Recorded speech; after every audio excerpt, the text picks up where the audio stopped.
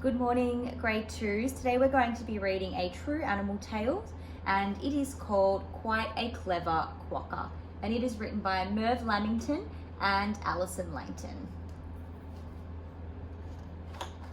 Quite a Clever Quokka.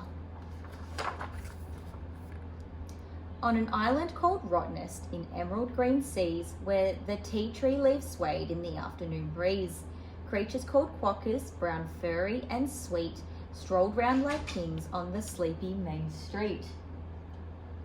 Thousands of people from faraway places came there to capture their funny fat faces. They never said no, and they put on a show, all except one, Leonardo de Quokka.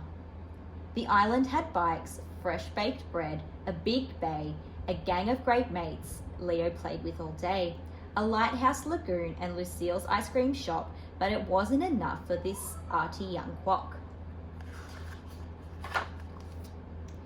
Across the wide waves he could see every night the big city skyscrapers tinkling bright. He dreamed of a life there, the sound, smells and sights, museums and galleries, trucks, traffic lights. He'd ride on the train, he would use his whole brain. He'd never be bored or frustrated again. Away from the tourists, he sculpt, sew and paint. All that he needed? A cunning escape. So against all the rules, he accepted some pie. It made him feel sleepy. He dropped like a fly. Quick, cried the crowds, to the mainland, he's sick. No one suspected his dastardly trick. But when he woke up, it was dark, it was scary. He didn't appear to be on board a ferry. Where was he now, and could anybody see him? It didn't seem like this was the museum. He clawed through the pack, broke free, and grabbed tight to the first thing he could and held on with all might. The very unfortunate thing in this case, the thing he was clawing, was somebody's face. That somebody happened to be on a bike, that somebody got an incredible fright. He swiped at the Quokka 1 time, 2, 3. He let go the handlebars. Oh gosh, the sea!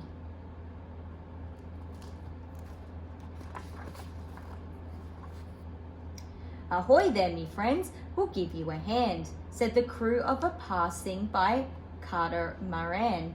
Embarrassed, bedraggled, ashamed and all wet, he accepted a lift all the way to the vet, where he scampered away and yet he yelled hip hooray as he jumped on a bus, bought a fetching beret. His time had arrived to be bold, to be daring, but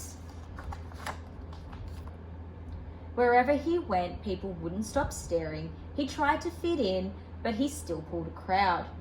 He tried city living, it's bright and it's loud. He painted a mural, it took him 3 weeks, but nobody noticed, they just pinched his cheeks. I give up, cried Leonardo out in disgust. I don't like the city, I'll never adjust. It's not how it seemed in my big city dream. I'm alone, I miss home and Lucille's mint ice cream. But did he go home? Oh, good heavens, no. Sometimes you just have to give it a go.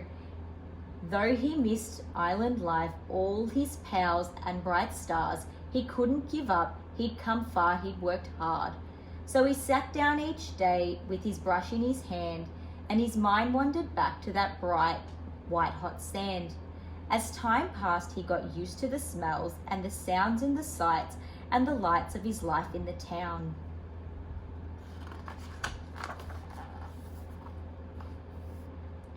He swam the Swan River, made friends, learned to knit, and you'll never guess what, his new art was a hit. When de Quokka was famous enough for a show, his mates caught the ferry across just to go. We thought you'd forget us, but look, there we are. We knew you'd go far, you're famous, you made it. We're together, he said, even when we're apart, though it wasn't that easy to make a fresh start. I never gave up on the dream in my heart to live big and be free and be me and do art.